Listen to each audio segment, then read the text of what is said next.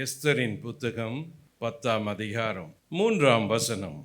யூதனாகிய மொர்தெகாய் ராஜாவாகிய ஆகாஸ்வேருக்கு இரண்டாவதானவன், திரளான சகோதரருக்கு பிரியமானவனுமாயிருந்ததும் அன்றி தன் ஜனங்களுடைய நன்மையை நாடி தன் குலத்தாருக்கெல்லாம் சமாதானம் உண்டாக பேசுகிறவனுமாயிருந்தான். எஸ்ராவின் புத்தகம், நெகேமியாவின் புத்தகம், எஸ்தரின் சரித்திரம், யோபுவின் சரித்திரம் என்ற 4 புத்தகங்களும் ஒரு நபருடைய பெயரிலே தொடர்ச்சியாக வருகிறது. சரித்திர புத்தகங்கள் என்று அவைகள் அழைக்கப்படுகின்றன.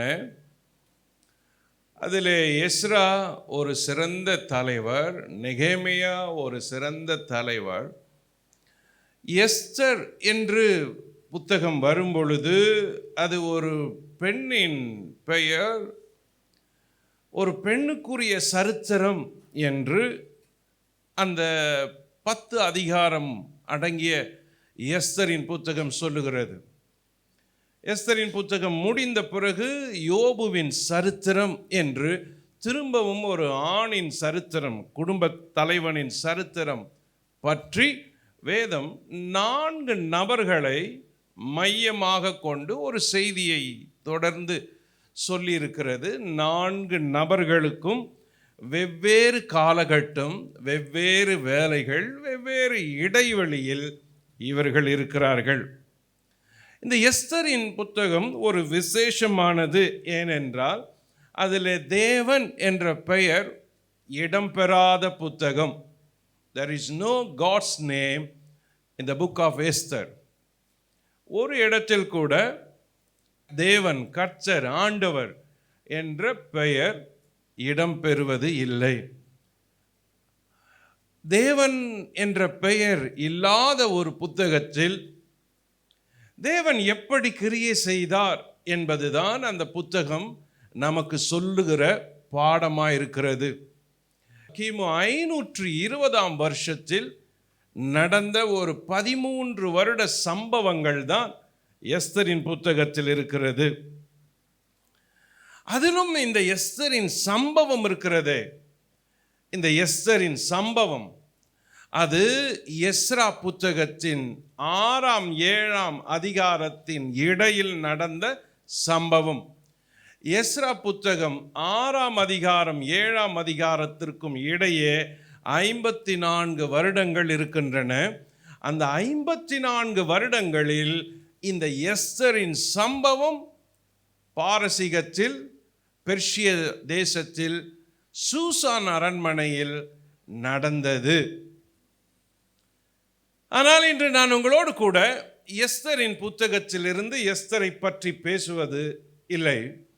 அதற்கு பதிலாக எஸ்தர் புத்தகத்தில் இருக்கிற முக்கியமான ஒரு நபர், அவர் பெயர் மொர்தெகாய், அவரை பற்றி உங்களோடு கூட சில செய்திகளை பகிர்ந்து கொள்ள விரும்புகிறேன். 10 அதிகாரம் கொண்ட இந்த புத்தகத்தில் 5 நபர்கள் மிக முக்கியமான நபர்கள். 1 ஆகாஸ்வேரு ராஜா, 2 வஸ்தி ராணி, 3 எஸ்தர், 4 ஆமான், 5 மொர்தெகாய். இவர்களை சுற்றிதான் இந்த சம்பவம் நடக்கிறது. எஸ்தரின் புத்தகம் ஒரு யூத இனத்தின் அடையாள புத்தகம்.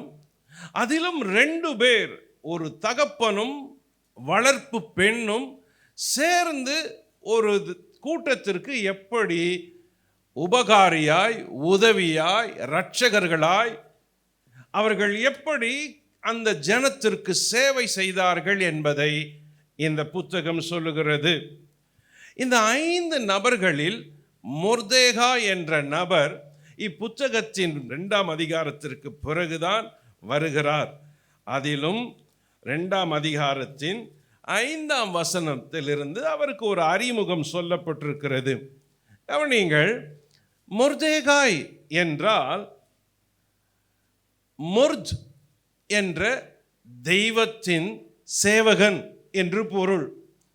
அந்த மொர்த் என்பது பாபிலோனிய பெண் தெய்வங்களில் ஒன்று. மொர்தெகாய் servant of Murd. அந்த முர்த் என்ற தெய்வத்தின் சேவகன் என்று ஒரு பொருள் உண்டு. இன்னொரு பொருளும் அவனுடைய பெயருக்கு உண்டு. அந்த பெயர் சின்ன மனுஷன், a little man என்ற ஒரு பொருளும் அந்த பெயருக்கு உண்டு. மொர்தெகாயை பற்றி நாம் அதிகமாய் பேசுவதற்கு பதில் எஸ்தரை பற்றி பேசியிருக்கிறோம். தேவன் எஸ்தரை எப்படி உயர்த்தினார், எஸ்தர் எப்படி ராஜாத்தியானால், எஸ்தர் ராஜாத்தியான பிறகு என்ன செய்தாள் என்று. ஆனால் எஸ்தருக்கு பின்னே முக்கியமான நபராய் இருந்தவர் மொர்தெகாய். இந்த மொர்தெகாய் யூத சரித்திர தலைவர்களில் மிக முக்கியமான நபர்.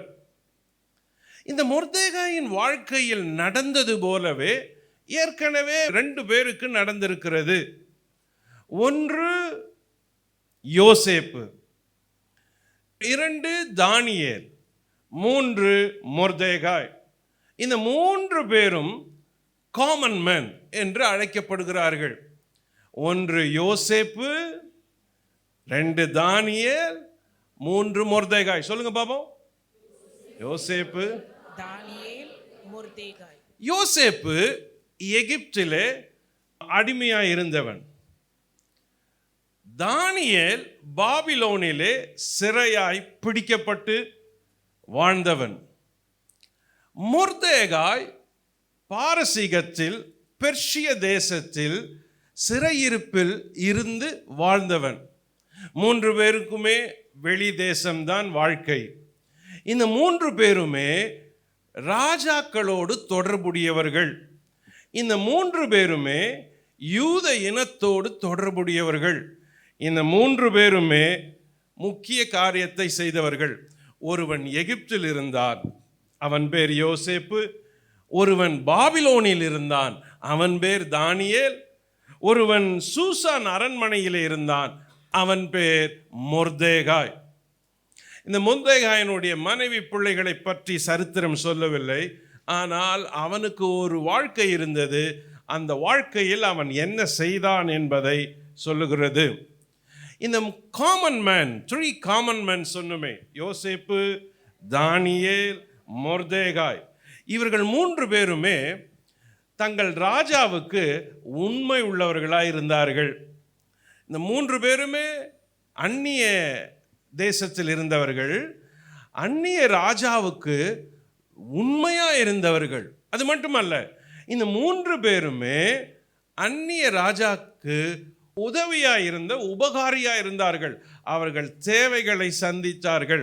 யோசேப்பு பார்வோனுடைய சொப்பனத்தை விளக்கி உதவி செய்தான்.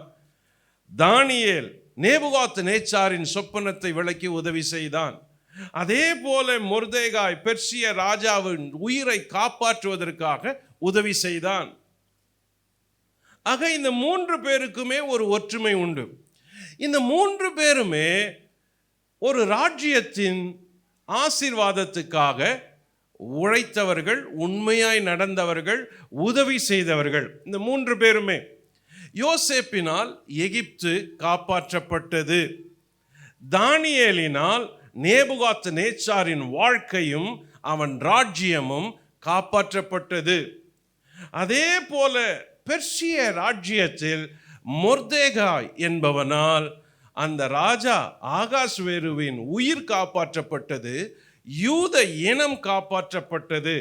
ஆகவே இந்த 3 பேரும் சரித்திரத்திலே ஒரே ஒற்றுமையை கொண்டிருந்தவர்களாய் இருக்கிறார்கள். இந்த 3 பேரில் மொர்தெகாய் என்பவனை பற்றி தான் எஸ்தரின் புத்தகம் 2ஆம் அதிகாரத்தில் இருந்து 10ஆம் அதிகாரம் வரை சொல்லுகிறது. இந்த 5 நபர்களுக்குள்ளே நடக்கிற காரியங்கள் இந்த புத்தகத்தை படித்த ஒவ்வொருவருக்கும் தெரிந்திருக்கும். இது ஒரு சத்துருவோடு கூட போராடி ஜெயித்த ஒரு சம்பவம், எதிராளியோடு போராடி ஜெயித்த சம்பவம். மொர்தெகாய் தன்னுடைய வாழ்க்கையிலே எப்படி மற்றவர்களுக்கு ஆசீர்வாதமாய் இருந்தார் என்பதை புத்தகம் சொல்லுகிறது. 3 காரியங்களை அவரை பற்றி உங்களோடு கூட சுருக்கமாய் பகிர்ந்து கொள்ள விரும்புகிறேன். 3 things about this man. Number one, Mordecai, the family man. Mordecai, the family man. வாசிப்போம் எஸ்தரின் புத்தகம் 2ஆம் அதிகாரம் 5ஆம் 6ஆம் 7ஆம் வசனம். அப்பொழுது சூசான் அரண்மனையிலே பென்யமீனியனாகிய கீசின் குமாரன் சீமேயினுடைய மகனாகிய யாவீரின் குமாரன் மொர்தெகாய் என்னும் பேருள்ள ஒரு யூதன் இருந்தான். அவன் பாபிலோன் ராஜாவாகிய நேபுகாத் நேச்சார் யூதாவின் ராஜாவாகிய எகோனியாவை பிடித்து கொண்டு போகிற போது அவனோடே கூட எருசலேமிலிருந்து பிடித்து கொண்டு போகப்பட்டவர்களில் ஒருவனாயிருந்தான். அவன் தன் சிறிய தகப்பன் குமாரத்தியாகிய எஸ்தர் என்னும் அத்சாலை வளர்த்தான். அவளுக்கு தாய் தகப்பன் இல்லை. அந்த பெண் ரூபவதியும் சௌந்தரியமுடையவளுமாயிருந்தாள். அவள் தகப்பனும் அவள் தாயும் மரணம் அடைந்த போது மொர்தெகாய் அவளை தன் குமாரத்தியாக எடுத்துக்கொண்டான். மொர்தெகாயை பற்றிய அறிமுகம் இப்படித்தான் துவங்குகிறது. மொர்தெகாய் இஸ் a fatherly man. அவன் ஒரு தகப்பனை போல தன் இருதயம் கொண்டிருந்ததால் அவன் சிறிய தகப்பனுடைய மகளை எடுத்து வளர்த்தவனாய் இருந்தான். மொர்தெகாயை பற்றிய அறிமுகம் இப்படிதான். Fatherly man. அவருக்கு குடும்பம் இருந்ததா தெரியவில்லை. ஆனால் மொர்தெகாய் தன்னுடைய சிறிய தகப்பன் இறந்தது நிமித்தம் அவர்களுடைய மகளை எடுத்து வளர்த்தான். அவளுடைய தாய் தகப்பனும் மரணம் அடைந்தார்கள். தாயும் தகப்பனும் இல்லாத ஒரு பெண். அவள் பேர் அத்சால். அவளுக்கு மறுபேர் எஸ்தர். அக்சால் என்பது எபிரேய பெயர், எஸ்தர் என்பது பெர்ஷிய பெயர். இந்த எஸ்தர் என்பவளை அவன் வளர்த்தான் என்று சொல்லுகிறது. தன் குமாரத்தியாக எடுத்துக்கொண்டான். அடாப்ட் பண்ணுறதுன்றது ஒரு மனுஷனால் அவ்வளவு எளிதாக செய்ய முடியாது. அதுக்கு ஒரு தனி இருதயம் வேணும். அதே வேளையில் வாழ்க்கையெல்லாம் ஒருவரை எடுத்து வளர்ப்பது என்பது அது ஒரு சாதாரண வேலை இல்லை. அது ஒரு பெரிய அர்ப்பணம். அதுக்கு ஒரு பெரிய அர்ப்பணம் வேணும். It's a lifelong commitment. இதை மொர்தெகாய் செய்திருக்கிறார்.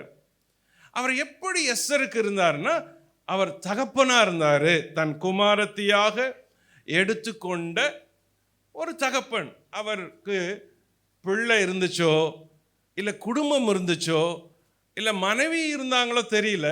ஆனால் ஒரு மகள் இருந்தா, அது வளர்ப்பு மகள். அந்த மகளை மொர்தெகாய் எடுத்து வளர்த்தாரு. உங்களில் வளர்ப்பு பிள்ளைங்களை எடுத்து வளர்க்குறவங்க யாருன்னா இருந்தீங்கன்னா அவங்கள பற்றி ஒரு ஒரு ஒரு செகண்ட் ஒப்பீனியன் தான் இருக்கும். ஓ, அவங்களுக்கு பிள்ளை இல்லைல்ல, அவங்க குழந்தைய எடுத்து வளர்க்குறாங்கல்ல அப்படின்னு ஒரு செகண்ட் ஸ்டெப்பில் இருந்து யோசிப்போம். தோ இங்கே ஒரு மனுஷன் தங்கள் வீட்டிலேயே தாய் தகப்பன் இல்லாத ஒருத்தரை எடுத்து வளர்த்தது, அவனை பற்றிய சரித்திரம் இங்கே சொல்லி இருக்கிறது. ஆகவே அப்படிப்பட்ட காரியங்களில் வெட்கப்படவோ துக்கப்படவோ வருத்தப்படவோ தேவையில்லை. It's biblical. அது ஒரு நல்ல காரியம், அது ஒரு ஆசீர்வாதமான காரியம். சரி, இவர் ஒரு தகப்பனா இருந்தார். எஸ்தரை எடுத்து வளர்த்தாரு. எஸ்தருக்கு தாய் தந்தை இல்லை, மொர்தெகாய் எடுத்து வளர்த்தாரு. அப்படின்னா அவர்கிட்ட இருந்தது ஒரு அப்பாவினுடைய இருதயம். நமக்கு கூட உலகத்தில் இந்த மாதிரி சூழல் இல்லாமல் இருக்கலாம். ஒருவேளை உங்களுக்கு அப்பா இருக்கலாம், அவருக்கு நீங்கள் பிள்ளைங்களா இருக்கலாம். உங்களுக்கு அடாப்ட் பண்ண வேண்டிய வாய்ப்பு வராத இருந்திருக்கலாம். ஆனால் நம்ம எல்லாருக்கும் 3 தகப்பன்மார்கள் உலகத்தில் இருக்கிறாங்க. ஒன்று பிசிக்கல் ஃபாதர். நம்ம எல்லாருக்கும் பிசிக்கல் ஃபாதர் உண்டு, சரீரத்தின்படியான தகப்பன். Number 2 spiritual father. நம்ம எல்லாருக்குமே ஒரு ஸ்பிரிச்சுவல் ஃபாதர் உண்டு. அதை பவுல் எழுதுறாரு. கொரிந்தியருக்கு எழுதும் பொழுது 4ஆம் அதிகாரத்தில் 15ஆம் வசனத்தில் இப்படி சொல்லுகிறார். கிறிஸ்துவுக்குள் 10,000 உபாத்தியர்கள் உங்களுக்கு இருந்தாலும் தகப்பன்மார் அநேகர் உங்களுக்கு இல்லையே. பவுல் சொல்றாரு, உபாத்தியார்கள், உங்களுக்கு டீச்சர்ஸ் அதிகமாக இருக்கிறாங்க, ப்ரீச்சர்ஸ் அதிகமாக இருக்கிறாங்க. ஆனால் உங்களை ஆவிக்குரிய வகையில் நடத்துகிற ஆவிக்குரிய தகப்பன்மார்கள் ரொம்ப குறைவு அப்படின்னு பவுல் கவலைப்படுறாரு. ஸோ நம்ம எல்லாருக்கும் ஃபிசிக்கல் ஃபாதர் உண்டு, ஸ்பிரிச்சுவல் ஃபாதர் உண்டு, மூணாவது ஒரு ஹெவன்லி ஃபாதர் உண்டு. எல்லாருக்குமே இந்த 3 ஃபாதர் முக்கியம். ஒவ்வொரு விசுவாசிக்கும் உங்களுக்கு வெறும் ஃபிசிக்கல் ஃபாதர் மட்டும் இருந்து ஸ்பிரிச்சுவல் ஃபாதர் இல்லைன்னா உங்களுக்கு ஹெவன்லி ஃபாதர் இருக்க மாட்டார். ஏன்னா ஸ்பிரிச்சுவல் ஃபாதர் அந்த ஹெவன்லி ஃபாதரை உங்களுக்கு அறிமுகப்படுத்துகிறவர். ஸ்பிரிச்சுவல் ஃபாதர் அந்த ஹெவன்லி ஃபாதரை உங்களுக்கு வழி நடத்தும்படி உங்களுக்கு போதிக்கிறார் ஹெவன்லி ஃபாதரை பற்றி. அப்போ இந்த 3 ஃபாதர் உங்களுக்கு இருக்கிறாங்களா என்பதை யோசிங்க. எப்பவுமே உங்களுக்கு இந்த ஃபாதர் 3 ஃபாதர் இருக்கணும். ஒருவேளை ஃபிசிக்கல் ஃபாதர் இல்லாமல் இருந்தாலும் ஸ்பிரிச்சுவல் ஃபாதரும் ஹெவன்லி ஃபாதரும் ஒவ்வொருவருக்கும் இருக்கணும். Mordecai was a spiritual father. அவர் பயாலஜிக்கலா ஃபிசிக்கல் ஃபாதர் இல்லை, ஆனால் ஒரு பெண்ணை எடுத்து அவளை உபயோகரமாக வளர்த்து அவளை உயர்ந்த ஸ்தானத்தில் கொண்டு போகும் அளவுக்கு அவர் பின்னால் நின்னார் பாருங்க. அவர் ஒரு ஸ்பிரிச்சுவல் ஃபாதர். ஒவ்வொருவருக்கும் ஒரு ஸ்பிரிச்சுவல் ஃபாதர் இருக்கணும். உங்க ஸ்பிரிச்சுவல் ஃபாதர் யாரு? யோசித்து பாருங்க. உங்களை வழி நடத்திட்டு வர ஸ்பிரிச்சுவல் ஃபாதர் யாரு? What is a spiritual father role? ஒரு ஆவிக்குரிய தகப்பனுடைய வேலை என்ன? சரி, ஒரு பிசிக்கல் தகப்பனுடைய வேலை என்னன்னு அப்படின்னு கேட்டால் நீங்கள் சொல்லுவீங்க, அப்பா ட்ரெஸ் எடுத்து கொடுப்பாரு, காசு கொடுப்பாரு, ஸ்கூலில் சேர்த்து விடுவார், சாப்பாடு கொடுப்பாரு, ஹோட்டல் கொடுப்பார். ஸ்பிரிச்சுவல் ஃபாதருடைய ரோல் எல்லாருக்கும் தெரிஞ்சது. ஒரு சிலருக்கு நல்லதாக இருக்கும், ஒரு சிலருக்கு நல்லா இல்லாத இருக்கும். ஆனால் ஸ்பிரிச்சுவல் ஃபாதருடைய ரோல் இருக்கு, அது ரொம்ப முக்கியம். 5 வகையான ரோல் ஒரு ஸ்பிரிச்சுவல் ஃபாதரா நம்ம எல்லாரும் செய்ய வேண்டியது இருக்குது. நீங்கள் ஸ்பிரிச்சுவல் ஃபாதர்னா வயசாயிட்டு ஒரு ஆணா இருக்கணும் அப்படின்னு நினைக்கக்கூடாது. நீ தேவனுடைய பிள்ளையா இருந்தா, தேவனுடைய பிள்ளையா இல்லாதவங்களுக்கு நீ ஒரு spiritual father, spiritual mother, spiritual friend. அப்போ பவுல் சொல்ற மாதிரி தகப்பன்மார்கள் வேணும். என்ன தகப்பன்மார்? ஆண்டவருக்கு நேரா ஜனங்களை நடத்துகிற தகப்பன்மார். என்ன செய்வாங்க ஒரு ஆவிக்குரிய ஸ்பிரிச்சுவல் ஃபாதர்? 5 காரியங்களை செய்வாங்க. Is a praying father, spiritual father. ஜெபம் பண்ணுவாங்க. ஒவ்வொரு ஆவிக்குரிய தகப்பன் தாய், ஆவிக்குரிய ஃப்ரெண்ட், ஆவிக்குரிய கேர்ள் பாய் இன்னொருத்தரை நடத்தணும்னா, இன்னொருத்தருக்கு வழி சொல்லணும்னா, ஸ்பிரிச்சுவலாக அடாப்ட் பண்ணணும்னா அவங்க முதல் செய்கிற காரியம் ஜெபம் பண்ணுவாங்க. பிரச்சனைன்னு வந்த பொழுது எஸ்தர் என்ன பண்ணாங்க தெரியுமா? ஓகே, நீங்கள் போங்க, எல்லாரையும் ஜெபம் பண்ண சொல்லுங்க, நானும் உபவாசிக்கிறேன் அப்படின்னு சொன்னாங்க. எஸ்தர் சம்பவத்தில் எஸ்தர் சொன்னதை கவனிங்க. 4ஆம் அதிகாரம் 16ஆம் வசனம் 16. நீர் போய் சூசானில் இருக்கிற யூதரை எல்லாம் கூடி வர செய்து 3 நாள் அள்ளும் பகலும் புசியாமலும் குடியாமலும் இருந்து எனக்காக உபவாசம் பண்ணுங்கள். பாருங்க, இந்த புஸ்தகத்துல காட் என்ற பேரே இல்லை. ஆனா இந்த புஸ்தகத்துல ஒரு காரியம் இருக்குது, உபவாசம் பண்ணுங்க அப்படின்னு. முதல் முறையா விஷயத்தை கேள்விப்பட்டதும் எஸ்தர் சொன்னது இதுதான், போய் உபவாசம் பண்ணுங்க, நானும் உபவாசம் பண்றேன் அப்படின்னு சொன்னாங்க. A spiritual father, spiritual mother, spiritual friend, spiritual daughter must pray first. முதலாவது அவங்க ஜெபம் பண்றவங்களா இருக்கணும். நமக்கு ஒரு பரலோக பிதா இருக்கிறாரு, ஹெவன்லி ஃபாதர் இருக்கிறாரு. அந்த ஹெவன்லி ஃபாதர் நமக்காக எப்பவும் பரிதபிக்கக்கூடிய ஒரு குமாரனை வச்சிருக்கிறாரு. நமக்காக பரிதபித்து பேசுறாரு.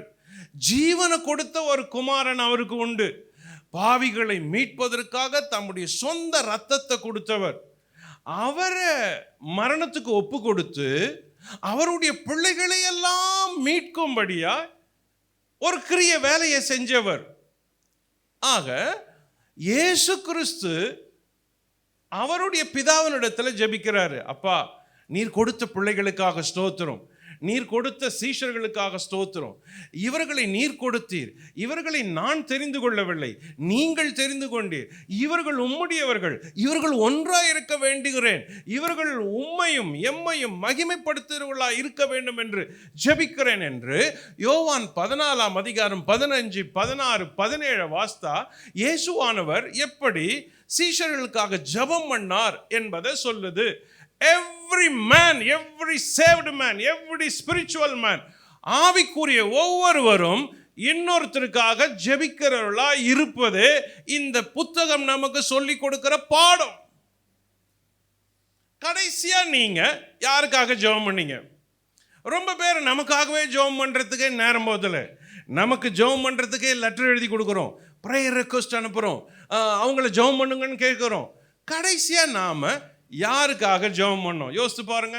நீங்க ஜெபம் பண்ணது உங்க வீட்டுக்கு வெளியே, உங்க ஊர்ல யாரோ ஒருத்தருக்கு, உங்களை சாராத ஒருத்தருக்கு கடைசியா எப்போ ஜெபம் பண்ணோம்? ஞாபகம் வரல. எப்போ சில கம்பல்ஷனால ஜெபம் பண்ணியிருக்கிறோம், லிஸ்ட் வந்ததுனால ஜெபம் பண்ணியிருக்கிறோம். அப்போ ஒரு ஸ்பிரிச்சுவல் பர்சன் என்ன செய்வாங்க? எப்படி ஒருத்தர் ஸ்பிரிச்சுவல் ஃபாதராக இருக்க முடியும், ஸ்பிரிச்சுவல் மதராக இருக்க முடியும், ஸ்பிரிச்சுவல் ஃப்ரெண்டாக இருக்க முடியும்? முதல்ல அவங்க ஜெபம் பண்ணுறவங்களா, ப்ரேயிங் பீப்புளாக இருக்கணும். உங்கள் வீட்டில் உங்கள் ஹஸ்பண்ட் ரட்சிக்கப்படாத இருந்து நீங்கள் ரட்சிக்கப்பட்டிருந்தா, you are that spiritual father, spiritual friend, spiritual wife, spiritual mother. ஒரு தகப்பனை போல இருதயம் கொண்டவங்க தான் ஆவிக்குரிய ஸ்தானத்தில் இருக்க வேண்டியவங்க. அப்போ அது நமக்கு ஒரு கடமையாக இருக்குது. எல்லாருமே ஜெபம் பண்ண வேண்டியவங்களா இருக்கிறோம். praying for others, praying for others, praying for others. எப்பவுமே ஜெபம் பண்ணுங்க. மற்றவங்களுக்காக ஜெபம் பண்ணோம்னா ஆண்டவர் நம்மளுடைய பிரச்சனையை தீர்த்திடுறாரு. யோபு தன் சிநேகிதருக்காக வேண்டிக் கொண்டான். கர்த்தர் அவன் முகத்தை பார்த்து அவன் சிறையிருப்பை மாற்றினார். எவிடன்ஸ் இருக்கு. மற்றவங்களுக்காக ஜெபம் பண்றப்ப நம்முடைய தேவையை தேவன் சந்திக்கிறாரு. இன்னைக்கு ஆண்டவர் உங்களுக்கு ஒரு காரியத்தை சொல்றாரு. எப்பவுமே நீங்க உனக்காக ஜெபம் பண்றதை விட மற்றவங்களுக்காக ஜெபம் பண்ணுங்க. அது உங்களுக்கு விடுதலையும் ஆசீர்வாதத்தையும் கொண்டு வரும். ஆண்டவர் இயேசு சிலுவையில் தொங்கி இருந்தப்ப, பிதாவே இவர்களை மன்னியும் அப்படின்னு மற்றவங்களுக்காக ஜெபம் பண்ணாரு. இதோ உன் தாய், அதோ உன் மகன், மற்றவங்களை நினைச்சு பார்த்தாரு. அப்போ சிலுவையில் இருந்த நேரத்தில் கூட இயேசுவானவர் நமக்கு ஜெபிக்க கற்றுக் கொடுத்தார். Spiritual person is a praying person. Number 2, ஒரு ஸ்பிரிச்சுவல் ஃபாதரா நம்ம என்ன செய்ய முடியும்? எப்படி இருக்கணும்? Helping father. எப்பவுமே உதவி செய்கிறவங்களா இருப்பாங்க, எல்லாத்துக்கும் உதவி செய்கிறவங்களா இருப்பாங்க. Spiritual person will help others. எல்லாருக்கும் உதவி செய்கிற வேலை தான். அவங்க ஒரு தகப்பனை போல, தாயை போல இருதயம் கொண்டவங்க. இப்போ உதவி செய்வது என்பது ஒரு குணம், அது ஒரு இருதயம், அது ஒரு கடமை.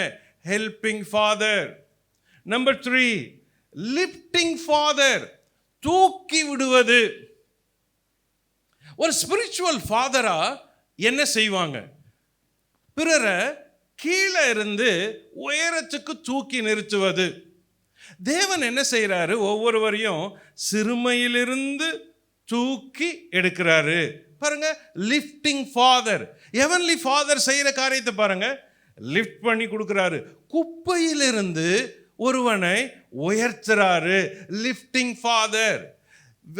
பாவத்திலிருந்து, சேரிலிருந்து, உளையான சேற்றிலிருந்து என்னை தூக்கி கண்மலையில நிறுத்துறாரு. Lifting father. ஒரு ஸ்பிரிச்சுவல் ஃபாதர், ஸ்பிரிச்சுவல் பர்சன் மற்றவங்களை தூக்கி நிறுத்துறவங்களா இருக்கணும். தூக்கி நிறுத்துறவங்களா. ப்ராடிகல் சன் அப்படின்னு நம்ம கேள்விப்பட்டிருக்கிறோம். அந்த கதை நமக்கு என்ன சொல்லுதுன்னா, கெட்டுப்போன ஒரு மகனை குறித்து சொல்லுது, கெட்ட குமாரன் அப்படின்னு. ஆனால் உண்மையா ஒரு நல்ல ஃபாதர் என்பதுதான் கதையின் மையம். Loving father, lifting father. அவன் மனம் திரும்பி வந்த பொழுது அவனே வரான். அப்போ ஃபாதர் வழியில் நின்று அவனை அணைத்து முத்தமிடுறாரு. Lifting father. திரும்ப அவனை துரத்தல. ஒரு ஸ்பிரிச்சுவல் ஃபாதர் இப்படி தான் இருக்கணும். உங்க வீட்டில் நீங்க ஒரு ஃபாதரா இருந்து மதரா இருந்து அடுத்தவங்களுக்கு உதவி செய்கிற வேலை வரும் பொழுது இன்னொருவரை தூக்கி நிறுத்தவங்களா இருக்கிற ஒரு வேலையை செய்யணும். Spiritual father just like a heavenly father. Heavenly father நம்மளை அப்படி தான் தூக்கி நிறுத்துறாரு. அது மட்டும் இல்லை, கைடிங் ஃபாதர். கைட் பண்றாரு. ஃபாதர், ஹெவன்லி ஃபாதர் நம்மளை கைட் பண்றாரு. அதே போல ஸ்பிரிச்சுவல் ஃபாதர் நம்மளை கைட் பண்றாரு. ஹெவன்லி ஃபாதர் என்ன பண்றாரு? பார், இந்த வழி போகாத, இது விசாலமான பாதை, இந்த வழி போ, இது ஜீவனுக்கு போற வழி, குறுகிய பாதை. ஆகவே இந்த வழியில போனா நரகத்துக்கு போயிடுவே, இதை செய்யாத. ஹெவன்லி ஃபாதர் இஸ்ரவேல் மக்களுக்கு பிரமாணங்களை எழுதி கொடுத்து இப்படி செய்யுங்க, இப்படி செய்யாதீங்க அப்படின்னு கைட் பண்ணாரு. Guiding father. ஒரு ஸ்பிரிச்சுவல் ஃபாதர் மற்றவங்களை கைட் பண்றவங்களா இருக்கணும். நான் ஃபாதர்ன்னு சொல்றது நாட் ஒன்லி எ மேன், ஒரு ஆணினுடைய கடமை மட்டும் இல்லை. ஆவியில ஆண் என்றும் இல்லை, பெண் என்றும் இல்லை, யூதர் என்றும் இல்லை, கிரேக்கர் என்றும் இல்லை. ஆவியில எல்லாரும் ஒருத்தர் தான். இன் ஸ்பிரிட்ல வித்தியாசம் இல்லை. ஸ்பிரிட்டுக்குள்ள ஆண் ஸ்பிரிட், பெண் ஸ்பிரிட் இல்லை. ஸ்பிரிட் எல்லாரும் ஸ்பிரிட் பீயிங்கா இருக்கிறப்ப சேம். அப்போ spiritual father, spiritual person, spiritual mother இன்னொருத்தரை கைட் பண்ணி நடத்துறவங்க. கேட்டுக்கு போகிற வாசல், ஜீவனுக்கு போகிற வாசல். ஒவ்வொருவரையும் கைட் பண்ணி இயேசு நடத்தினார்.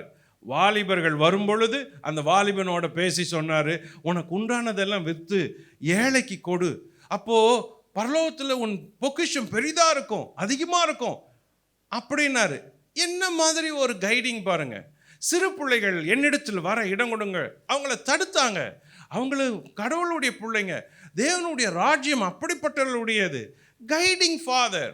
உன் வலையை ஆழத்தில் போடு, நீ ராத்திரியெல்லாம் மீன் பிடிக்கல. Guiding father. என்னை பின்பற்றி வா, நான் உன்னை மனுஷரை பிடிக்கிறாக்குவேன். Guiding father. எல்லாவற்றையும் விட்டு உன் பின்னே வந்துமே, எங்களுக்கு என்ன கிடைக்கும்னு கேட்டப்ப, உங்களுக்கு இந்த உலகத்தில் இவைகளும் உண்டு, அந்த உலகத்திலையும் உண்டு அப்படின்னு சொன்னாரு. ஒண்ணுமில்லாத பொழுது கூட கைட் பண்ணாரு. Guiding father. ஒரு ஸ்பிரிச்சுவல் நபரா நாம மற்றவங்களை கைட் பண்ண வேண்டியது இருக்குது. இதை செய்யுங்கப்பா, இப்படி செய்யுங்கப்பா, இப்படி செய்யாதீங்கன்னு. அப்போ அந்த கைடிங்ன்றது ரொம்ப முக்கியம். நாம அனாதைகளா இல்லை. ஆண்டவர் சொன்னாரு, நான் போறேன், ஆனா உங்களை அனாதைகளா விட்டுட்டு போல, நான் உங்களை திக்கற்றவளாக விடேன். ஏனென்றால் தேற்றரவாளன் ஒருவர் வருவார், அவர் உங்களை தேற்றுவார், சகல சத்தியத்துக்குள்ள உங்களை நடத்துவார், உங்களுக்கு போதிப்பார், நீங்கள் செய்ய வேண்டிய காரியத்தை அறிவிப்பார். அவர் நியாயத்தை குறித்தும் நீதியை குறித்தும் உலகத்தை குறித்தும் கண்டித்து உணர்த்துவார். Guiding father. ஆவிக்குரிய தேவனுடைய பிள்ளைகள் பிறரை கைட் பண்ண வேண்டிய இடத்துல இருக்கிறீங்க.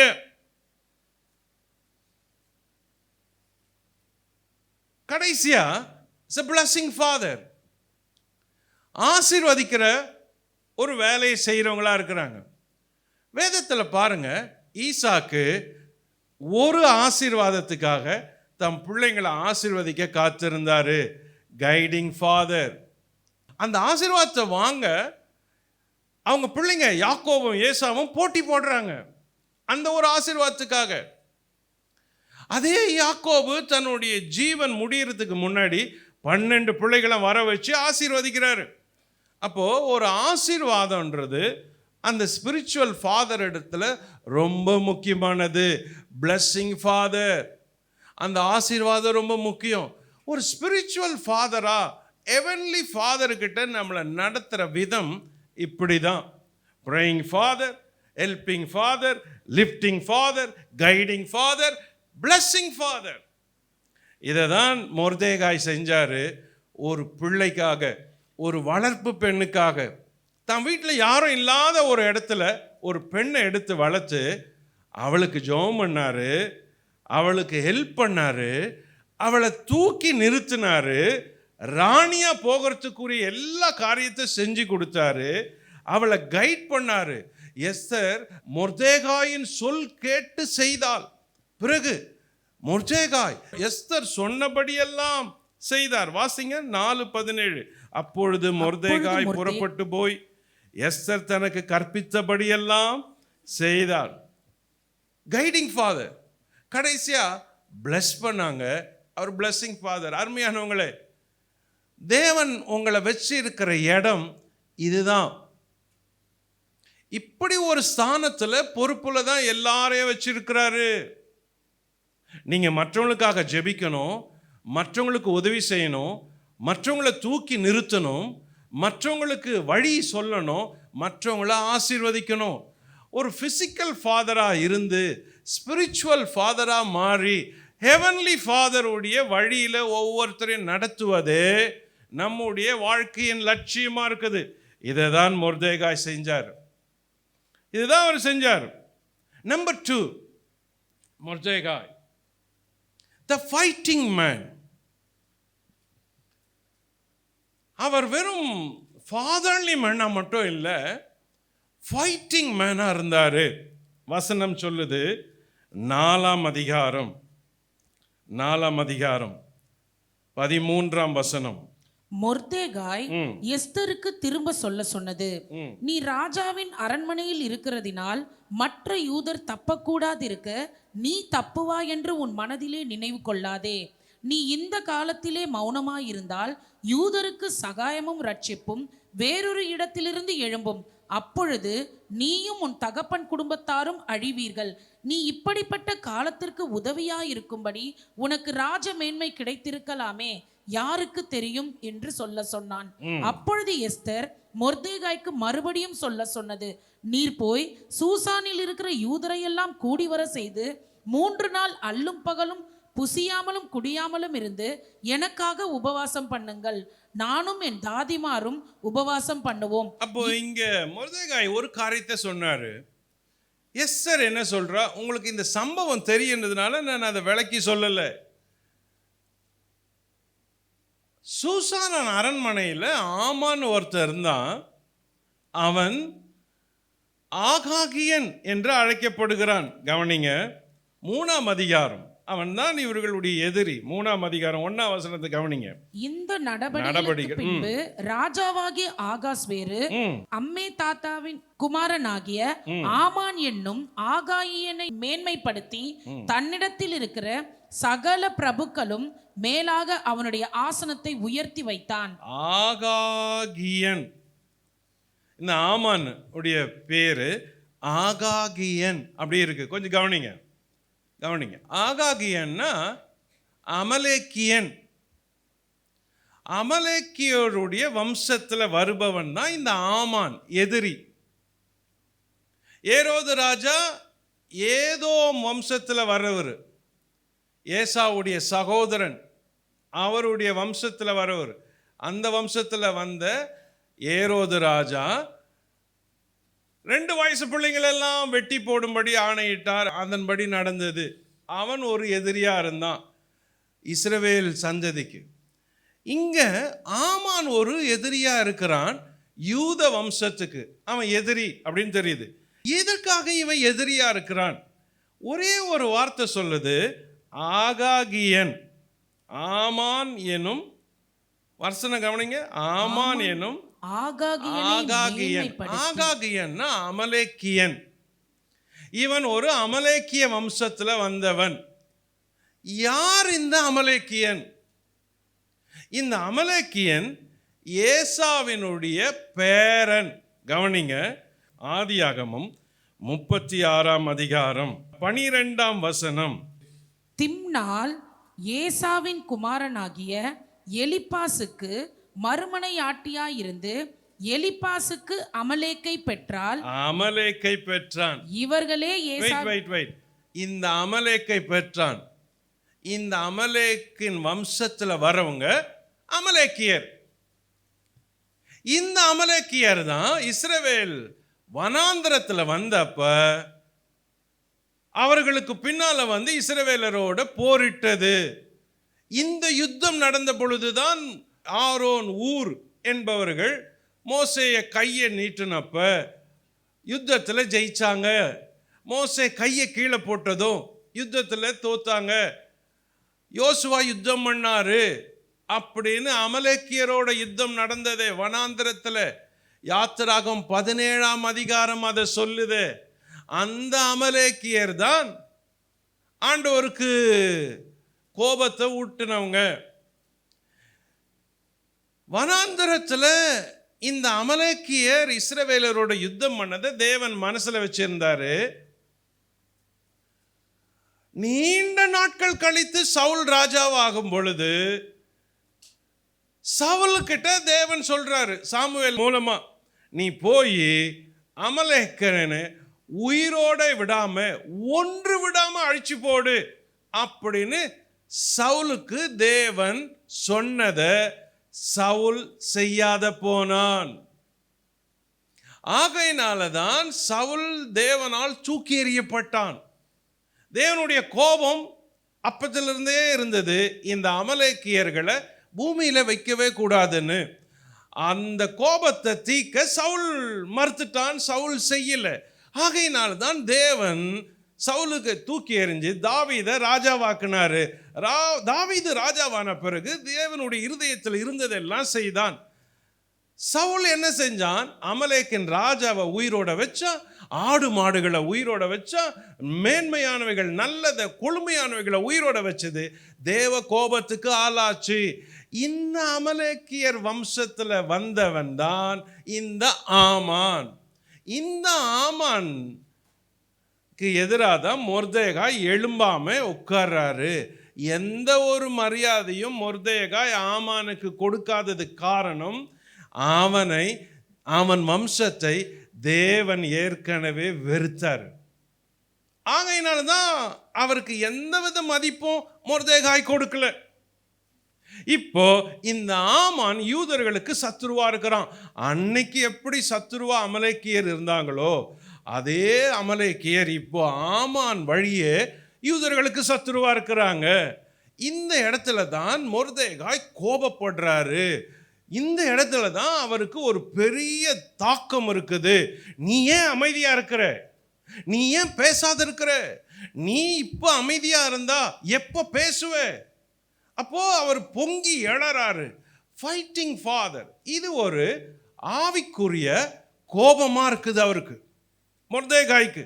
அவர் சொல்றாரு, நீ அரண்மனையில் போயிட்ட, வசதி ஆயிட்ட, நீ அமைதியா இருந்தா, நீ பேசலைன்னா வேற ஒரு இடத்துல இருந்து தேவன் யாரையும் எழுப்புவாரு, தேவன் வேற ஒரு வழியை வச்சிருப்பாரு அப்படின்னு சொல்றாரு. இங்கே மொர்தெகாய் தனக்காகவும் தன் இனத்துக்காகவும் தேவனுடைய பிள்ளைகளுக்காகவும் கோபப்படுறத எஸ்தர் தெரிந்து கொண்டா. கடைசியாக எஸ்தர் சொன்னா, சரி நான் செய்கிறேன், நீங்க போய் ஜெபம் பண்ணுங்க, உபவாசம் பண்ணுங்க, நானும் உபவாசம் பண்றேன் அப்படின்னாரு. ஒவ்வொருவருமே நம்ம வாழ்க்கையில் 3 காரியத்துக்கு ஃபைட் பண்ண வேண்டியதா இருக்குது. தேவனுடைய பிள்ளைங்க, விசுவாசிங்க, கர்த்தருடைய பிள்ளைங்க ஃபைட் பண்ண வேண்டியதா இருக்குது. ஒன்று, ஃபைட்டிங் ஃபார் யுவர் பீஸ். உங்களுடைய சமாதானத்துக்காக போராட வேண்டி இருக்கிறது எல்லாருக்குமே. ஏன்னா உங்க சமாதானம் தான் உங்க வாழ்க்கையில ரொம்ப முக்கியம்.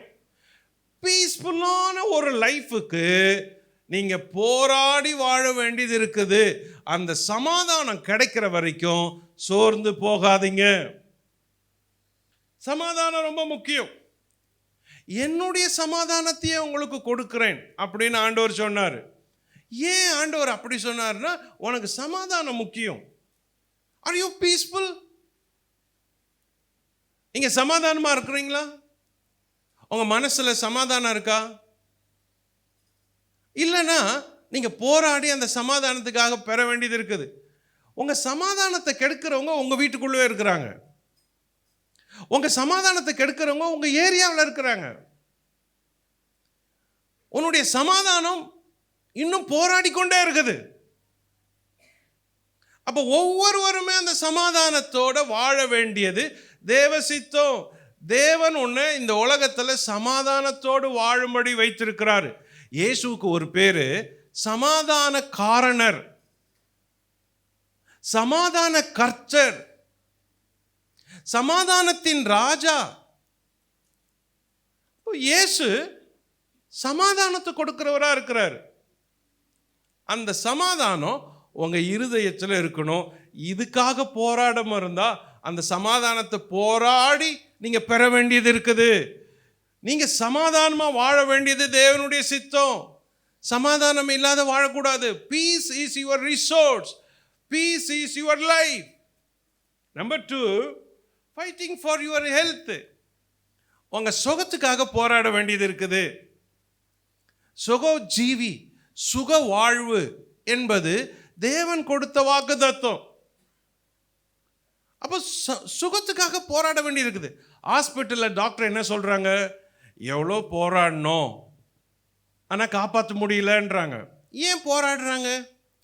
எப்படியாவது இவங்க பிழைக்கணும், பிழைக்க வைக்கணும், காப்பாற்றணும் அப்படின்றாங்களே. சுகத்தோட வாழ வேண்டியது ஒரு போராட்டம். இந்த உலகம் இல்லை, சுகம் நிறைஞ்ச உலகம் கிடையாது, சாபம் நிறைஞ்ச உலகம். இதில் சுகத்தோட வாழ்றது ஒரு வாழ்க்கை இருக்குது. அது இயேசுவினால் மட்டும்தான் கிடைக்கக்கூடியது.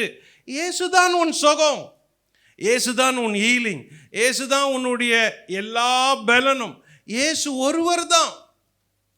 அவர் சரீரம் பிற்கப்பட்டது, அவர் ரத்தம் சிந்தப்பட்டது. ஏன் ரத்தம் சிந்தப்பட்டது? ஏன் சரீரம் பிற்கப்பட்டது? ரத்தம் என்பது நம்ம பாவத்தை கழுவுறதுக்கு, சரீரம் பிற்கப்பட்டது என்பது நம் சரீர சுகத்துக்கு. அவர் சரீரம் ஏன் உடைக்கப்பட்டுச்சு? நம்முடைய சரீரங்கள் சுகமாக அவர் நம்முடைய பலவீனங்களை ஏற்றுக்கொண்டார். அவர் ரத்தம் ஏன் சிந்தப்பட்டுச்சு? நம்முடைய பாவங்கள் கழுவப்பட அவர் ரத்தம் சிந்தினார். அப்போ your health is your treasure. அது உன்னுடைய சொத்து. அதுக்காக போராட வேண்டியது இருக்குது, அதுக்காக போராடி வாழ வேண்டியது இருக்குது, சுகமா வாழ வேண்டியது இருக்கிறது. பிரியமானவனே, உன் ஆத்துமா வாழ்வது போல நீ எல்லாவற்றிலும் வாழ்ந்து சுகமாயிருக்கும்படி உனக்காக வேண்டிக் கொள்ளுகிறேன். சுகம் ரொம்ப முக்கியம். Number 3, fighting for your soul.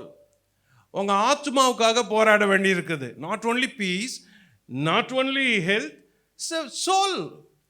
ஆத்மாவுக்காக போராட வேண்டியது இருக்குது. எல்லாரும் அவங்கவுங்க ஆத்மாவை காத்துக்கொள்வது அவங்கவுங்க பொறுப்பு. நம்ம ஆத்மாவை காத்து கொண்டதுனால தான் பிற ஆத்மாவுக்காக நம்ம பரிதபிக்கிறோம், பேசுகிறோம், ஜெபம் பண்ணுறோம், கேட்குறோம், போதிக்கிறோம், சொல்கிறோம், சத்தியத்தை அவங்களுக்கு விளக்கி சொல்கிறோம். காரணம் என்னன்னா, அது அந்த ஆத்மா மேலே இருக்கிற கரிசனை. ஸோ உன் ஆத்மாவுக்காக போராட வேண்டியது இருக்குது, உங்கள் மற்றவங்க ஆத்மாவுக்காக போராட வேண்டியது இருக்குது. இது லாங் ஃபைட்டிங்காக இருக்குது. முர்தேகாய் போல ஷார்ட்டாக முடியல. ஒரு சிலர் வருஷக்கணக்காக ஜெபம் பண்ணுறீங்க, இன்னும் மாற்றம் இல்லை, இன்னும் போராடுறீங்க, இன்னும் போராடுறீங்க, போராடிட்டே இருங்கன்னா கவனிங்க, இது ஒரு ஃபைட்டிங் வேர்ல்ட். உலகத்தில் நீங்கள் போராடி தான் சில காரியத்தை பெறணும்னா இந்த காரியத்தை போராடி தான் பெறணும். வேதம் சொல்லுது, உங்களுக்காக ஜெபத்தில் போராடுகிறேன் அப்படின்னு பவுல் எழுதுறாரு. ஏன் ஜெபத்தில் போராடணும்? ஏன் போராடி ஜெபிக்கணும்? டக்குன்னு கொடுக்கலாமே, கொடுக்கல. போராட வேண்டியது இருக்குது. தம்மை நோக்கி இரவும் பகலும் வேண்டிக் கொள்ளுகிற விஷயத்தில் தேவன் நீதி செய்யாமல் இருப்பாரோ? இரவும் பகலும் போராட வேண்டியது இருக்குது. அப்போ சோர்ந்து போகாமல் எப்பொழுதும் ஜெபம் பண்ண வேண்டும்படி அவர் அவர்களுக்கு ஒரு உவமையை சொன்னார். பாரு, நீ சோர்ந்து போகாத, உனக்கு ஹெல்ப் பண்ற ஒரு எக்ஸாம்பிள் சொல்லிட்டா அப்படின்னு ஆண்டவர் சொல்றாரு. சோர்ந்து போகாம போராடு, சோர்ந்து போகாம நில்லு, சோர்ந்து போகாம தளர்ந்து போகாம வாழ்க்கையில நீ ஓடு என்பது வேதம் உனக்கு சொல்லுது. ஒருவேளை நீங்க சோர்ந்து இருக்கலாம், களைச்சு இருக்கலாம், இளைச்சு இருக்கலாம், யோசிக்கலாம், உங்கள் விசுவாசம் குறைஞ்சு இருக்கலாம், கவலை உங்களுக்கு பெருகி இருக்கலாம், கேள்விகள் அதிகமாகி இருக்கலாம். ஆனால் வேதம் சொல்லுகிறது, போராடு, உலகத்தில் உனக்கு உபத்திரம் உண்டு, நான் உலகத்தை ஜெயித்தேன், போராடு, இந்த போராட்டத்தை நீ ஜெயிப்ப. நம்முடைய கர்த்தராகிய இயேசு கிறிஸ்துவின் நாமத்தினாலே நமக்கு ஜெயம் கொடுக்கிற தேவனுக்கு ஸ்தோத்திரம் அப்படின்னு வேதம் சொல்லுது. அப்போ போராடி ஜெயிக்க வேண்டியதா இருக்குது. போராடுங்க. மொர்தெகாய் அதை செஞ்சாரு. நம்பர் 3, மொர்தெகாய் த ஃப்ரூட்ஃபுல் மேன். அவர் எல்லாருக்கும் ஒரு கனி உள்ள மனுஷனா, கனி கொடுக்கிற மனுஷனா இருந்தாரு என்பதை புத்தகம் முடியும் பொழுது அவரை பத்தி சொல்லி முடிக்குது. 10ஆம் அதிகாரம் 3ஆம் வசனத்தை கவனியுங்கள். யூதனாகிய மொர்தெகாய் ராஜாவாகிய ஆகாஸ்வேருக்கு 2வது ஆனவனும் யூதருக்குள் பெரியவனும் தன் திரளான சகோதரருக்கு பிரியமானவனுமாய் இருந்ததும் அன்றி, தன் ஜனங்களுடைய நன்மையை நாடி தன் குலத்தாருக்கெல்லாம் சமாதானம் உண்டாக பேசுகிறவனுமாய் இருந்தான். எப்படி இருந்தார் பாருங்க. புத்தகம் முடிகிறப்ப அவரை பத்தி சொல்லி முடிக்குது. 3 வார்த்தைகள் ரொம்ப முக்கியமான வார்த்தை. அவர் ராஜாவுக்கு 2வது இடத்துல இருந்தார் என்பது அது அவருடையது. அவர் யூதருக்குள்ள பெரியவராக இருந்தாருன்றது அவர் பற்றி பேரு. ஆனால் அதையும் தாண்டி அவரை பற்றி சொல்லுது. கவனிங்க, அவர் திரளான சகோதரருக்கு பிரியமானவர். What is a fruitful man? திரளான சகோதரருக்கு பிரியமானவர் மொர்தெகாய். ஒரு ஸ்பிரிச்சுவல் மேன், ஃப்ரூட்ஃபுல் மேன். எப்படிப்பட்ட ஒரு பேரை பெற்றிருக்கிறார் பாருங்க. நீ ராஜாவுக்கு பக்கத்தில் இருக்கலாம், இல்லை உன் ஸ்தானம் பெரிதாக இருக்கலாம், ரிச்மேனாக இருக்கலாம், பெரிய எஜுகேட்டடாக இருக்கலாம், ஸ்காலராக இருக்கலாம், அதெல்லாம் ஒரு பக்கம். ஆனால் எல்லா சகோதரர்களுக்கும் பிரியமானவனாய் இருப்பது ரொம்ப முக்கியம். எல்லா சகோதரர்களுக்கும் பிரியமான. அடுத்தது அவரை பற்றி சொல்றது, தன் ஜனங்களுடைய நன்மையை நாடின மொர்தெகாய். ஜனங்களுடைய நன்மையை நாடினாராம். அவர் எப்பவுமே ஜனங்களுடைய நன்மையை தான் யோசிக்கிறவராக இருந்தார். ஐயோ இவங்களுக்கு இது இல்லை, இது இவங்களுக்கு செய்யணும், இது இவங்களுக்கு இல்லை, இது அவங்களுக்கு செய்யணும்னு. அப்போ நன்மையை நினைக்கிறவராகவே இருந்தாராம். இயேசுவை பற்றி வேதம் சொல்லுது, அவர் எங்கும் நன்மை செய்கிறவராய் சுற்றி திரிந்தார். இயேசுவை பற்றி சொல்ற காரியங்கள் பாருங்களேன். நன்மை செய்கிறவரா சுற்றி திரிந்தாராம். It's a hard job. இது ரொம்ப கஷ்டமான வேலை.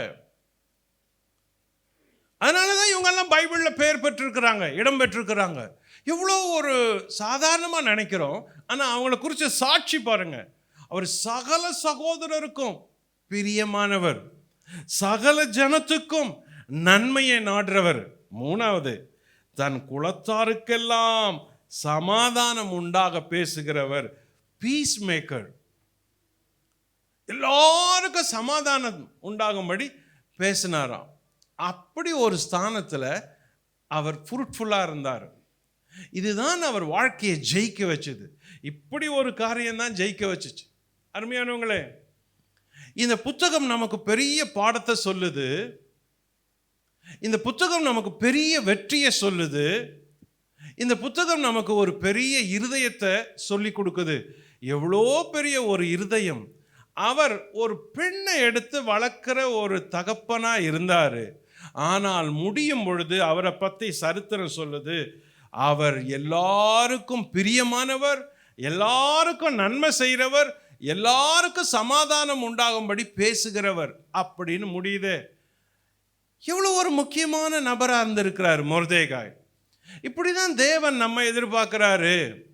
இந்த புத்தகம் நமக்கு சொல்லி கொடுக்குற பாடம் என்னன்னா, காட், தேவன் தம்முடைய பிள்ளைகள் வாழ்க்கையில் வெற்றியை கொடுக்கிறாரு. புத்தகம் தான் நமக்கு சொல்லுது. எவ்வளோ போராட்டம் வந்தாலும், எவ்வளோ பேரை நீங்கள் சந்திச்சாலும் ஆண்டவர் உனக்கு வெற்றியை கொடுக்குறாரு.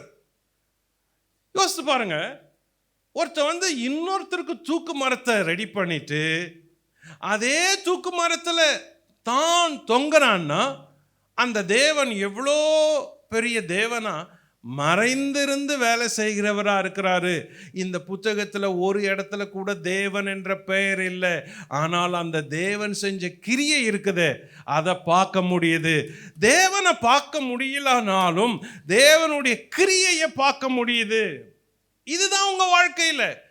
தேவனை நீங்க பார்க்க முடியல, ஆனால் தேவனுடைய கிரியையை பார்க்க முடியும். ஆண்டவருடைய வல்லமையை உணர முடியும். உங்க தரிசனத்தில் சொப்பனத்தில் உங்கள் செவிகளில் தேவன் வந்து பேசல, ஆனாலும் உனக்காக தேவன் செய்கிற காரியங்கள் நீ அதை உணர முடியும், அந்த ஜெயத்தை பார்க்க முடியும். அதுக்கு உனக்கு ஒரு இருதயம் வேணும், அதுக்கு உனக்கு ஒரு பொறுமை வேணும், அதுக்கு உனக்கு ஒரு போராட்ட விசுவாசம் வேணும், அதுக்கு உனக்கு கனியுள்ள ஒரு வாழ்க்கை வேணும். அப்படி இருந்தா ஆண்டவர் உனக்கு கூட இதை செய்யற வல்லவரா இருக்கிறாரு. உன் வாழ்க்கையில கூட தேவன் இப்படி செயல்படுவார். எஸ்தரை உயர்த்தினவர், மொர்தெகாவை உயர்த்தி ஜெயித்தவர், உன்னையும் உயர்த்தி ஜெயிக்க வைப்பார். உன் வாழ்க்கையில் இதை செய்வார். இந்த செய்தியை கேட்கிற யார் எங்க இருந்தாலும், அனாதையா இருந்தாலும் சரி, யாருமே இல்லாம இருந்தாலும் சரி, தேவன் உன்னை உயர்த்த மனசு வைத்தால் ஒரு மனுஷனும் தடுக்கவே முடியாது. அவர் உயர்த்தி நிற்க வைப்பார். தேவன் உனக்கு ஆதரவா இருந்தா உனக்கு எதிராக ஒரு மனுஷனும் எழும்பி ஜெயிக்கவே முடியாது. அவன் தோற்பது நிச்சயம். 3 காரியங்களை ஆண்டவர் தம்முடைய பிள்ளைங்களுக்கு வெற்றியா கொடுக்கிறாரு. என் செய்தியின் சுருக்கம் இதுதான். Number 1, God gives his children victory through protection.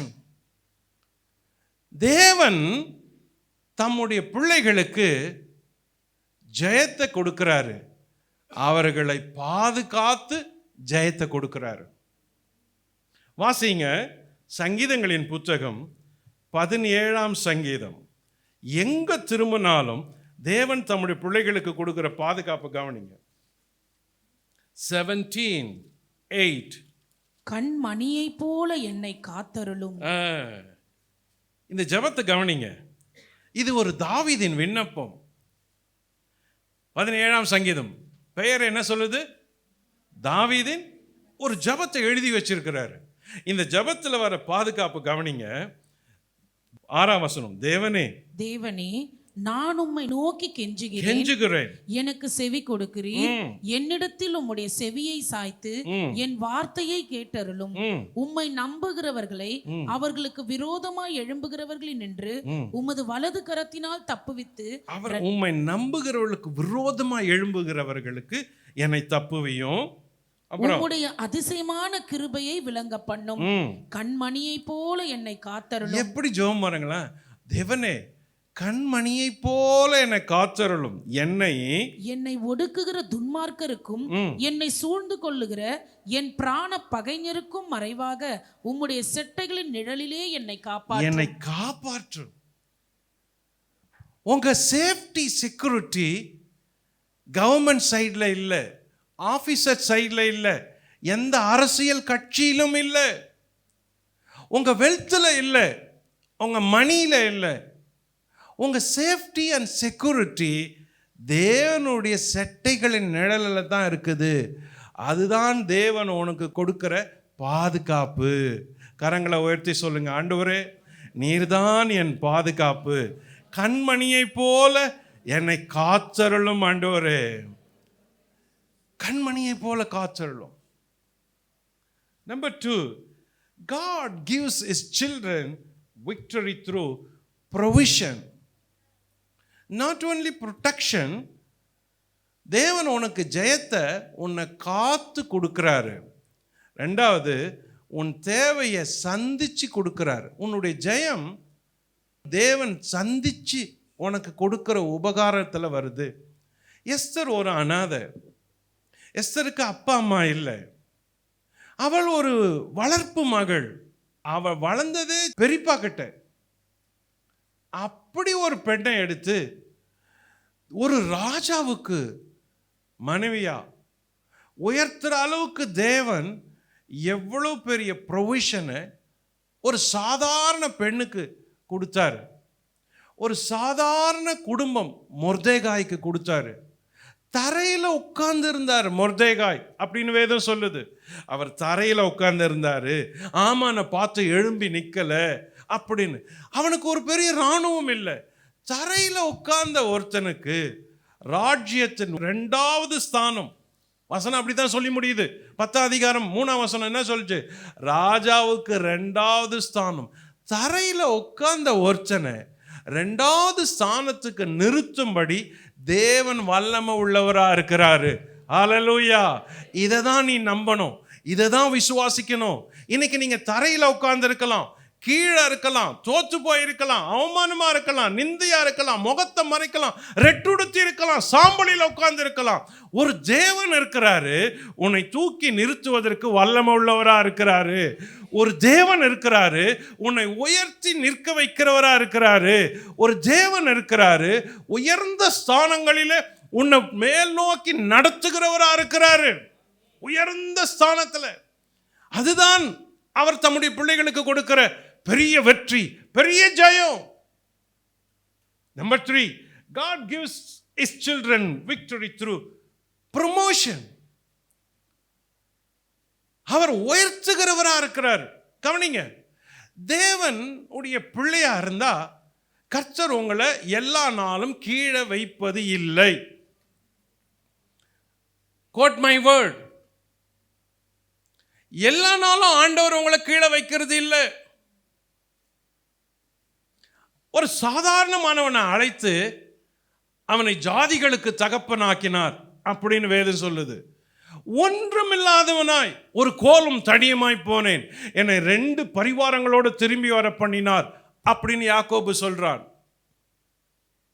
குழியில தள்ளப்பட்டவன் யோசேப்பு, அவனை உயர்த்தி பார்வோனுடைய அரண்மனையில எந்த ஆட்கள், எந்த சகோதரர்கள் யாக்கோபை குழியில தள்ளினாங்களோ அதே சகோதரர்கள் பார்வோனுடைய அரண்மனையில் அவனை பார்த்து கை கட்டி வணங்கி அவனை நமஸ்கரிச்சாங்க.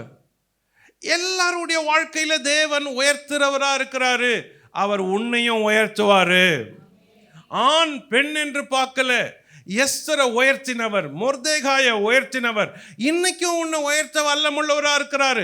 நீ தேவனை நம்பினால், தேவனை பிடித்து கொண்டால், தேவன் மேலே உனக்கு விசுவாசம் இருந்தா, தேவனை உறுதியா பற்றி பிடித்தா, இந்த நிலையிலிருந்து தேவன் உன்னை உயர்த்துவது நிச்சயம், நிச்சயம், நிச்சயம். தம்முடைய பிள்ளைகளை தேவன் அப்படி வைக்கிறார், வச்சு இருக்கிறார். ஒவ்வொருவரையும் சிறுமையிலிருந்து உயர்த்தி இருக்கிறார். ஆடு மேய்க்கிறவனை உயர்த்தி இருக்கிறார். கழுதையை தேட வந்தவனை உயர்த்தி இருக்கிறார். கீழ்ப்படியாம போனவனை உயர்த்தி இருக்கிறார். மீன் வயிற்றில் இருந்தவனை உயர்த்தி இருக்கிறார். சாதாரண மீனவனை உயர்த்தி இருக்கிறார். சும்மா ரவுடியா சுத்தி கொண்டிருந்த ஒரு சவுல பவுலாக்கி, எந்த தேவனுக்கு விரோதமா இருந்தானோ அதே தேவனுக்கு சேவை செய்கிறோன்னா மாற்ற வல்லமுள்ள ஒரு தேவன் உன்னுடைய தேவன் இருக்கிறார். அப்ப ஏன் உனக்கு செய்ய மாட்டாரா? ஏன் உன் பிள்ளைக்கு செய்ய மாட்டாரா? உன் வம்சத்துக்கு செய்ய மாட்டாரா? உன்னுடைய சந்ததிக்கு செய்ய மாட்டாரா? உன்னுடைய ஜபத்துக்கு கேட்ட அதை செய்ய மாட்டாரா? உன் விசுவாசத்தை பார்த்து செய்ய மாட்டாரா? திரும்பவும் தேவனை பற்றிக்கொள், உறுதியா பற்றிக்கொள்.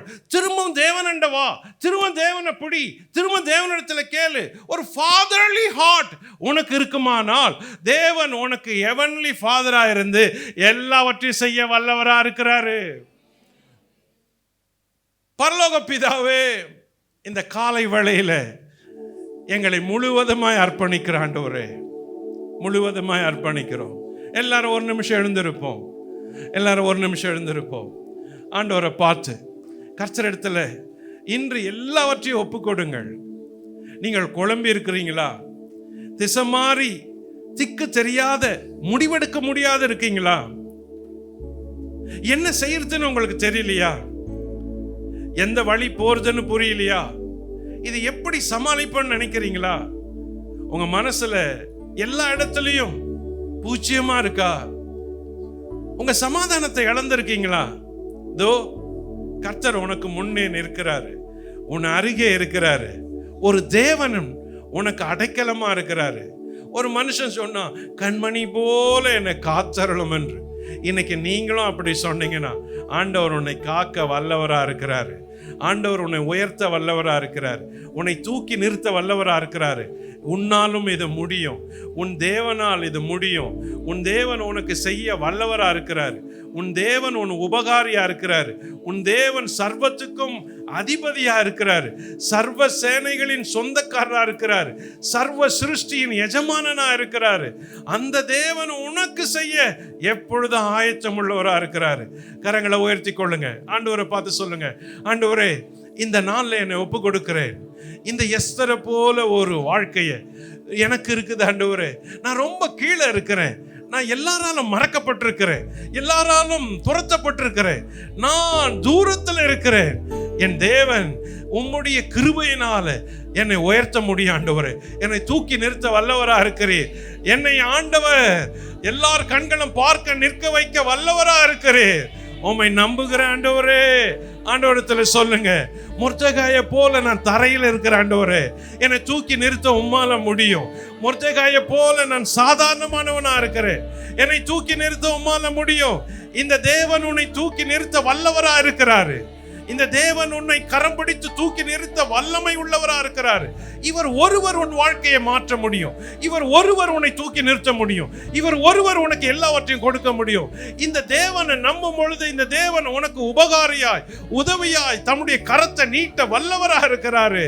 அவரை நோக்கி பார்த்து, ஆண்டவரே என் விண்ணப்பத்தை கேளும் என்று சொல்லுங்கள். அவரை நோக்கி பார்த்து, ஆண்டவரே என் ஜெபத்தை கேளும், என் ஜெபத்தை கேளுங்க ஆண்டவரே, என் ஜெபத்தை கேளுங்க ஆண்டவரே. ஆண்டவர் இடத்துல ஜெபம் பண்ணும் பொழுது அவர் உன்னை தொட்டு உயர்த்த வல்லவரா இருக்கிறார். உன்னை சுகமாக்க வல்லவரா இருக்கிறார். உன்னை தூக்கி நிறுத்த வல்லவரா இருக்கிறாரு. உனக்கு உண்டானதை கொடுக்க வல்லவரா இருக்கிறார். உன்னை நேர் வழியில் நடத்த வல்லமை உள்ளவரா இருக்கிறாரு. அவரே உன்னுடைய கர்த்தர். அவரே உன்னுடைய எஜமான். அவரே உன்னுடைய நீதி அரசர். அவரே உனக்கு நியாயத்துக்கு ஜெயம் கிடைக்கும் வரைக்கும் நெறிந்த நாணலை முறிப்பதில்லை, மங்கி எரிகிற திரியை அணைப்பதில்லை. ஹல்லேலூயா, ஹல்லேலூயா, ஹல்லேலூயா. உமக்கு ஸ்தோத்திரம் ஆண்டவரே. கரங்களை உயர்த்தி ஆண்டவருக்கு ஒப்பு கொடுங்கள். கர்த்தாவே என்னை அர்ப்பணிக்கிறேன். கர்த்தாவே என்னை ஒப்பு கொடுக்கிறேன். மனுஷனுடைய உதவி விருதா. ஓ, அதிகாரியின் உதவி விருதா, மற்றவருடைய உதவி விருதா இல்ல ஆண்டவரே. நீரே என் பங்கு, நீரே என் பலன், நீரே என் தயவு, நீரே என் கதி, நீரே எனக்கு உள்ளான ஆவியில பலத்தை கொடுக்கிற தேவன் ஆண்டவரே. நீரே என் விசுவாசத்தை அங்கீகரிக்கிறவர், நீரே என்னை உயர்த்துகிறவர், நீரே எனக்கு பலனை அழித்து ஓடும்படி செய்கிறவர், என் கால்களை மான்களை கால்களை போல மாற்றுகிறவர். இந்த தேவன் உனக்கு நன்மை செய்கிறவராய், இந்த தேவன் உன்னை தூக்கி நிறுத்துகிறவராய், உனக்கு எப்பொழுது உதவி செய்கிறவராய் இருக்கிறார். இயேசு நல்லவர், உன் இயேசு நல்லவர், உன் இயேசு வல்லவர். உனக்கு ஆண்டவர் எப்பொழுதும் இதை செய்யும் வரைக்கும் அவர் ஓய போவது கிடையாது. வாக்கு பண்ணினதை நிறைவேற்றும் வரைக்கும் அவர் ஓய போவது கிடையாது. ஹல்லேலூயா. பரலோக பிதாவே, திரும்பவும் உம்முடைய கைகளிலேயே விழுகிறோம் ஆண்டவரே. திரும்பவும் நாங்கள் உம்முடைய பக்கத்தில் திரும்பி வருகிறோம். தூர போயிருந்தாலும் மன்னியும் ஆண்டவரே. எங்கள் விசுவாசம் குறைந்திருந்தால் மன்னியும் ஆண்டவரே. எங்கள் நம்பிக்கை குறைந்திருந்தால் மன்னியும் ஆண்டவரே. மனுஷிகமாய் யோசித்திருந்தால் மன்னியும் ஆண்டவரே. எங்கள் நம்பிக்கையை மனுஷன் மேல் வைத்திருந்தால் மன்னியும் ஆண்டவரே. இதோ உம்மை தவிர வேற வழி இல்லை, உம்மை தவிர வேற வாய்ப்பு இல்லை. எங்கள் முழு நம்பிக்கையும் உண்மையில வைக்கிறோம். எங்கள் முழு அர்ப்பணத்தையும் உண்மையில வைக்கிறோம். எங்கள் முழு விசுவாசத்தையும் உண்மையில வைக்கிறோம். நீர் சொல்ல ஆகும், நீர் கட்டளையிட நிற்கும் ஆண்டவரே. உம்முடைய பிள்ளைகள் வாழ்க்கையில் அப்படி நடப்பதாக இயேசுவின் நாமத்தில் ஆண்டவர் அவர்களுக்கு தயை செய்வீராக, இரக்கம் செய்வீராக.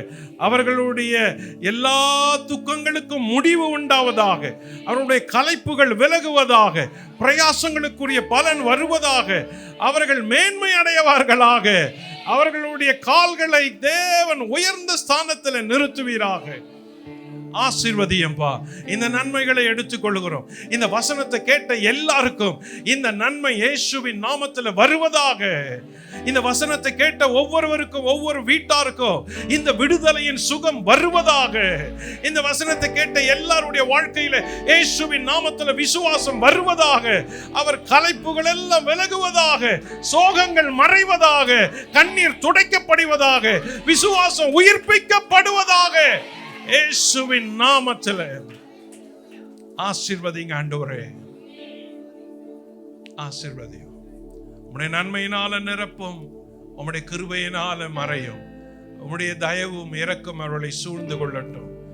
ஒவ்வொருவருக்கும் கர்த்தர் பாக்கியத்தையும் ஒவ்வொருவருக்கும் ஆசீர்வாதத்தையும் தந்து வழி நடத்துவீராக.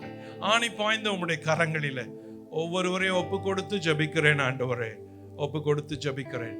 யாரெல்லாம் சுகவீனமாய் இருக்கிறார்களோ அவர்களுக்கு சுகம் உண்டாவதாக, சரீரத்தில் சுகம் உண்டாவதாக. வீட்டிலோ மருத்துவமனையிலோ படுத்திருந்தால் இயேசுவின் நாமத்தில் அவர்கள் சுகமடைந்து எழும்புவார்களாக. யாருக்கெல்லாம் சமாதானம் வேண்டுமோ அவர்களுக்கு சமாதானத்தை தந்து எழுப்புவீராக. அவர்கள் யார் வீட்டிலெல்லாம் தேவனுடைய விடுதலையும் நன்மையும் வர வேண்டுமோ அவர்களுக்கு விடுதலையும் நன்மையும் வருவதாக. இயேசுவின் ஆணி பாய்ந்த கரம் அவர்களை தாங்கி தப்புவித்து நடத்துவதாக. கோடா கோடி ஸ்தோத்திரம், ஆசீர்வதியும். சகல துதி கன மகிமை எல்லாம் உமக்கு செலுத்துகிறோம். இயேசு கிறிஸ்துவின் நாமத்தில் ஜெபிக்கிறோம் நல்ல பிதாவே. ஆமென், ஆமென்.